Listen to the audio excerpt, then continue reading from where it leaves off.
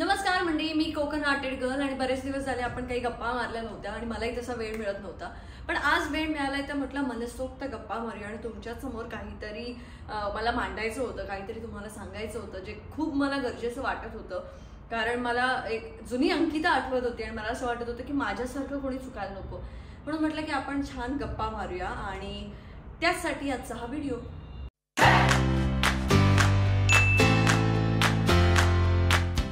तर जसं की तुम्हाला माहिती आहे, मी नवीन गाडी घेतली. नवीन गाडी घेतल्यानंतर बऱ्याच जणांनी एवढी मेहनत करून सर्च करण्याचा प्रयत्न केला गाडी सेकंड हँड आहे का. कारण आता कसं आहे ना, पूर्वी गाडी मिळायची, त्याच्यानंतर आपण गाडीच्या पासिंगसाठी दुसरीकडे जायचो, पासिंग करून घ्यायचो. आता तसं नसतं, आता गाडी पासिंग करूनच तुम्हाला मिळते. हे काही जणांना माहीत नसल्यामुळे त्यांना असं वाटलं सेकंड हँड गाडी आहे की काय, आणि त्यांनी सर्च केलं. बरेच जण सर्च करत होते, त्याचं नोटिफिकेशन मला येत होतं. सो अशा बऱ्याच काही गोष्टी असतात. पण जेव्हा कोणीतरी एखादी नवीन वस्तू घेतं किंवा एखादी महागडी वस्तू घेतं आणि आपल्याला असं ते बघून वाटतं, त्यातले प्रकार असतात. म्हणजे काही जणांना खूप आनंद होतो, छान वाटतं की एखाद्याची प्रगती झाली. काही जणांना खूप वाईट वाटतं की हिच्यासोबत चांगलं का झालं, आणि काही जणांना असं असतं की हिच्यासोबत झालं छान आहे पण माझ्यासोबत का नाही होतंय, मी का प्रगती करू शकत नाहीये.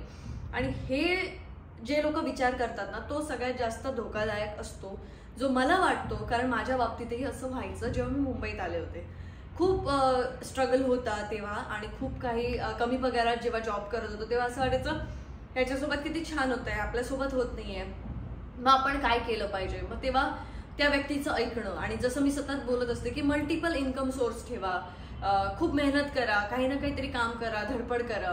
तर त्यातून कोणीतरी ती चूक करू नये जी मी केली होती, जी मी माझ्या चॅनलवरती खूप आधी बोलले होते. पण आता बरेच नवीन लोक आपल्याशी जोडले गेले, त्याच्यामुळे मला असं वाटतं की मी परत एकदा ते तुम्हा सगळ्यांसमोर मांडते आणि तुम्हा सगळ्यांना मी ती गोष्ट सांगते. ते म्हणजे मुंबईत मी आले होते आणि तेव्हा मलाही असं वाटायचं की खूप काहीतरी केलं पाहिजे, एवढ्याशा पगारात काही होणार नाहीये, मला अजून काहीतरी इन्कम सोर्स हवा आहे, अजून काहीतरी केलं पाहिजे. आणि तेव्हा मला असं कळलं की काही सोशल मीडियावरती प्लॅटफॉर्म्स आहेत जिथून आपण काम शोधू शकतो. आणि त्या साईट्सवरती जाऊन मी काम शोधायला लागले आणि मला असं मिळालं एक ठिकाण जिथे असं होतं की तुम्हाला लिखाण करून द्यायचं आहे पेपरवरती, आणि ते लिखाण करून देण्याचे तुम्हाला पैसे मिळणार. म्हणजे काय केलं जायचं, तर तुमच्याकडनं एक अमाऊंट घेतली जायची. मला आठवतं की ती 4,000 ते 4,500 रुपये डिपॉझिट घेतले जायचे.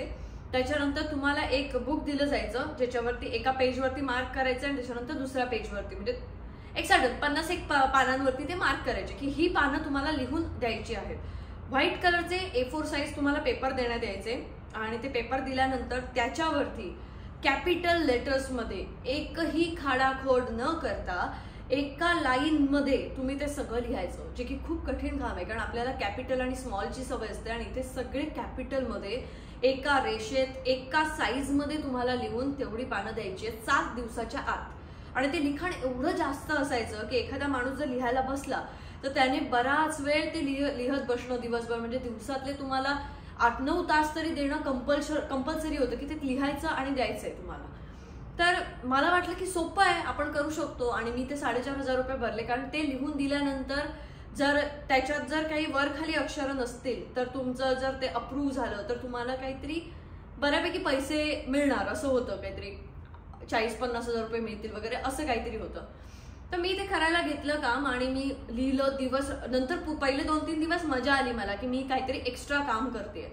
आणि नंतर असं व्हायला लागलं की ते लिखाण पूर्णच होत नाहीये आणि संपत नाहीये. मग मी रात्रभर जागून, कारण मी 4,500 रुपये भरले होते जेव्हा मला 13,000 रुपये पगार होता. म्हणजे केवढा स्ट्रेस असेल माझ्या डोक्यावरती. आणि मी लिहायला घेतलं, लिहिते ते काही पूर्ण होत नाहीये. पण अगदी लास्ट मोमेंटला मी ऑफिसमधनं एक दिवस सुट्टी घेऊन पूर्ण दिवस बसून ते सगळं लिहिलं आणि ते मी नेऊन सबमिट केलं मीरा रोडला. कारण ह्या सगळ्या ज्या काही एजन्सीज आहेत जास्त करून ह्या मीरा रोड साईडला आहेत तिथे, आणि काही नवी मुंबईत सुद्धा आहेत.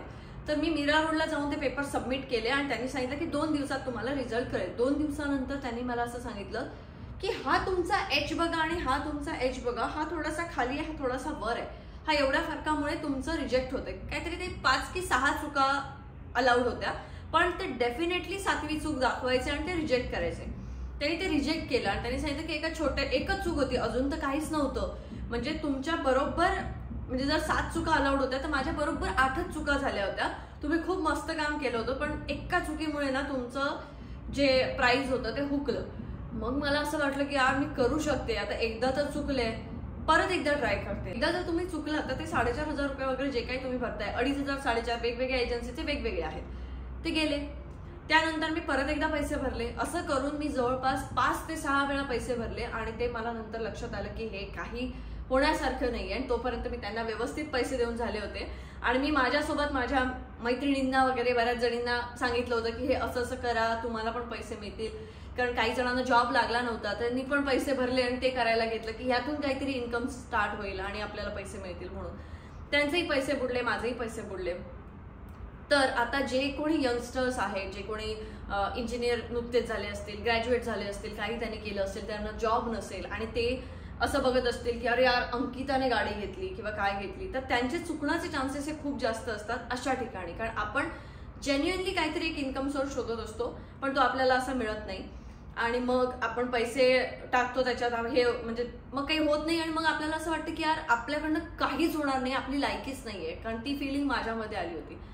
ते झाल्यानंतरही मी थांबले नाही. मला असं वाटलं की नाही, अजून काहीतरी केलं पाहिजे, काहीतरी केलं पाहिजे. मग मला कळलं होतं की एक नवी मुंबईमध्ये एजन्सी होती आणि बरं ते कोकणातली होते. आता मला ना ती एक्झॅक्ट लोकेशन आठवत नाहीये, पण माहिती आहे थोडंफार. तर ती नवी मुंबईतली एजन्सी होती. त्यांचं काम होतं कम्प्युटरवरती आणि मी ऑफिसमध्ये कम्प्युटरवरतीच काम करत होते ज्या ठिकाणी मी जॉबला होते. तर म्हटलं की हे काम माझ्याकडनं होऊ शकतं. तर त्यांचं असं होतं की तुम्हाला जे कॅप्चा येतात बघा, म्हणजे एखादं काहीतरी तुम्ही पेमेंट करत असतात तेव्हा खाली असे वेगवेगळे आकडे किंवा अक्षरे येतात. तर हे कॅप्चा तुम्हाला टाईप करून द्यायचे. म्हणजे तुम्हाला 5 अक्षरी काही पण टाईप करून द्यायचंय. हे कॅप्चा स्टोअर होतात असं त्यांनी मला सांगितलं होतं. मी मूर्ख तेव्हा, मी काय ऐकलं होतं, हे कॅप्चा आमच्याकडे स्टोअर होतात आणि ते कंपनीना आम्ही विकतो. मग त्या कंपनी जेव्हा पेमेंट वगैरे करताना तुम्हाला जो कॅप्चा दिसतो ना, तो आमच्याकडनं घेतलेला कॅप्चा असतो. त्याच्यासाठी तुम्ही तो कॅप्चा टाईप करायचा.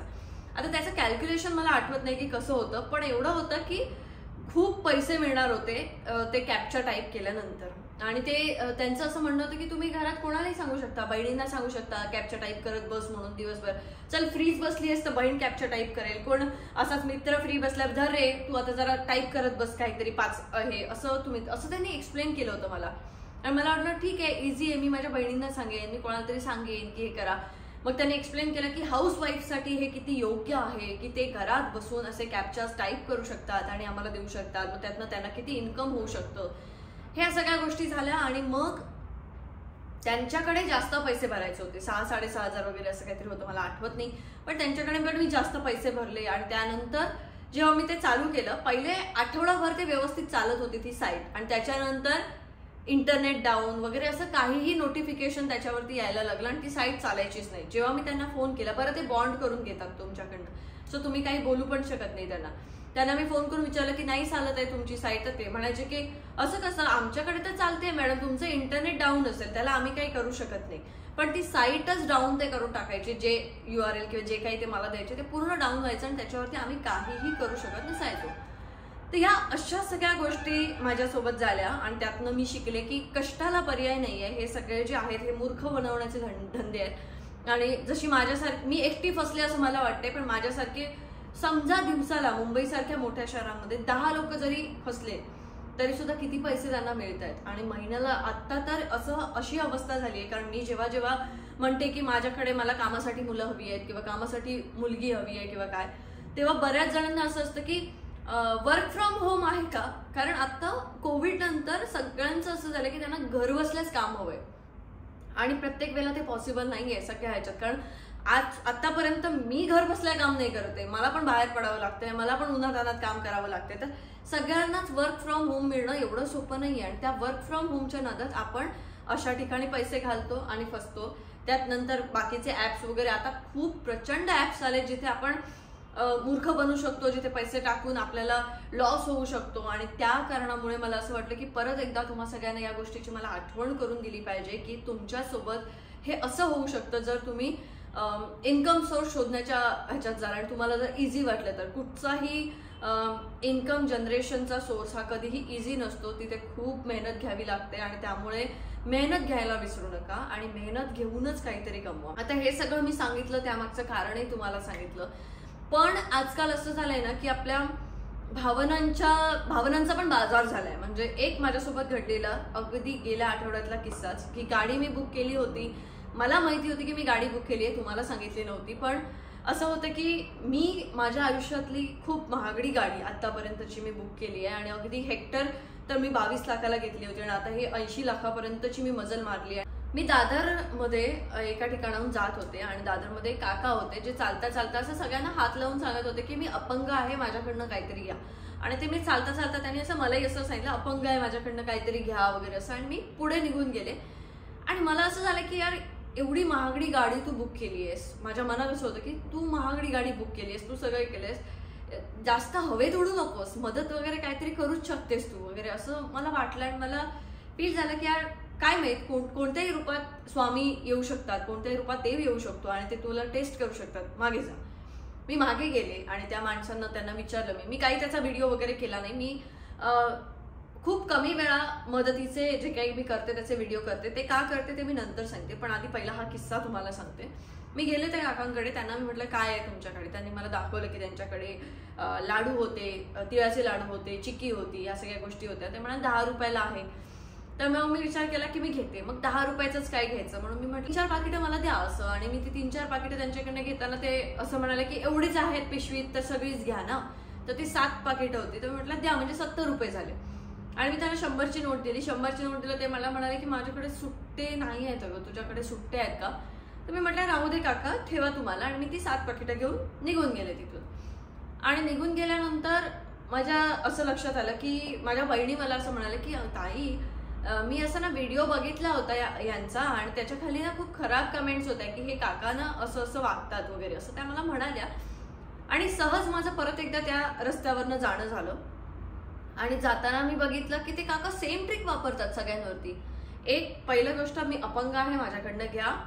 कोणी घ्यायला लागलं तर एवढे घेत आहेत तर पिशवीत एवढे आहेत तर हे सगळे घ्या. आणि सगळे घेतल्यानंतर त्यांनी बरोबर ती तशी ऑड अमाऊंट ठेवतात 60-70 रुपयाची. आणि जेव्हा तुम्ही पैसे देतात तेव्हा सुट्टे नाही आहेत माझ्याकडे, तुमच्याकडे सुट्टे असतील का. आणि समोरून जर कोणी नाही म्हटलं तर ते म्हणतातच की ठेवा तुम्हाला. ही ट्रिक सेम वापरली जाते. मग मला तेव्हा असं वाटलं की आपल्या भावनांचा सुद्धा एक वेगळा बाजार आजच्या ह्या युगामध्ये मांडला जातोय आणि ज्याच्यामध्ये आपण कोणालाही काही सॉफ्ट कॉर्नर दाखवू शकत नाही.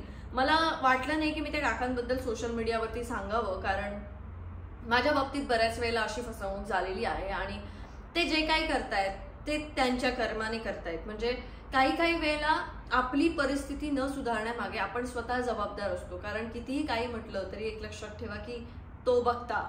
त्याच्यामुळे तुम्ही कितीही चुकीच्या पद्धतीने लोकांना ट्रीट केलं, किती चुकीच्या पद्धतीने व्यवसाय केला. बरं, ते जे लाडू होते ते लाडू मी घरी आणल्यानंतर खाऊन म्हणजे दाताने ते लाडू तुटतही नव्हते, कारण ते साखरेच्या पाकातले लाडू होते. तिळगुळ नव्हतं, तो तिळ साखर होता आणि ते साखरेच्या पाकातले असल्यामुळे ते दाताला लागून न तुटण्यासारखे ते होते.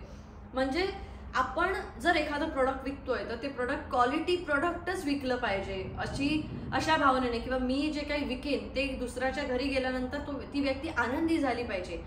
नाही की माझ्यावरती माझी क्यू येऊन एखाद्याने काहीतरी करावं. हे सगळ्या गोष्टी वेगळ्या झाल्या पाहिजेत असं मला वाटतं. आणि त्यामुळे मी आता जर त्या काकांबद्दल तुम्हाला सांगितलं असतं तर ऑफकोर्स त्यांना त्या गोष्टीचा परिणाम झाला असता. काही ना काहीतरी कोणीतरी बोललं असतं किंवा कोणीतरी त्यांना सांगितलं असतं आणि ते मला नको होतं. त्यामुळे मी तेवढं तुम्हाला नाही सांगत आहे. पण कोणालाही मदत करताना एखाद्याला विचार करा. जर तुम्हाला असं वाटलं की अरे यार नको, मदत करावीशी वाटते, तर ती कमी पैशात करा, पण तुमच्या कष्टाचे पैसे तुम्ही परतही घ्या. कारण ह्या सगळ्या गोष्टी ह्या अशा हे आहेत. म्हणजे जसं मी म्हटलं की एखाद्याला काहीतरी करायचं असतं म्हणून तो धडपडतो आणि तो चुकतो, आणि दुसऱ्याला कोणासाठी तरी काहीतरी वाटतं पण आपण करायला जातो आणि आपण फसतो. आणि तिसरं म्हणजे एखाद्याचं हेच असतं की माझी परिस्थिती दाखवूनच मला कमवायचं आहे, मला याच्यात काही ग्रो करायचं नाही किंवा मला काही फरक पडलेला नाही आहे, समोरच्याला काय वाटतंय. त्याच्यामुळे त्या व्यक्ती ह्या तिथेच राहतात. तर खूप मेहनत करा आणि लवकरच मी सगळ्यांसाठी काही ना काहीतरी एक अपॉर्च्युनिटी पण ओपन करेन आणि जिथून आपण सगळे मिळून काही ना काहीतरी चांगलं करू शकतो.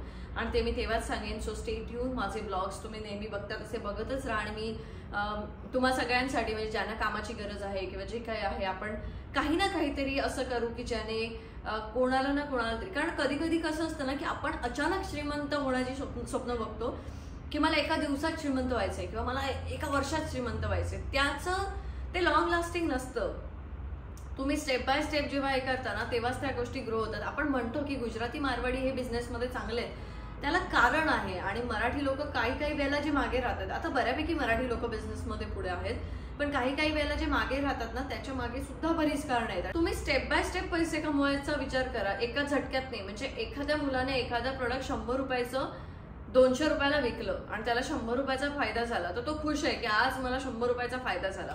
तेच प्रोडक्ट एका व्यक्तीने 100 रुपयाचं जे आहे ते 140 रुपयाला विकलं, तर त्याला 40 रुपयाचा फायदा झालाय. तर आज आता मला वाटते की मी 100 रुपयाचा फायदा केलाय, मी खुश आहे. समोरच्याला 40 रुपयाचा फायदा झालाय फक्त. पण जो कस्टमर आहे तो परत तुमच्याकडनं घेणार नाही. ज्याने 200 रुपयाला ती वस्तू विकली त्याच्याकडनं तो घेणार नाही, का तर एक्सपेन्सिव्ह आहे.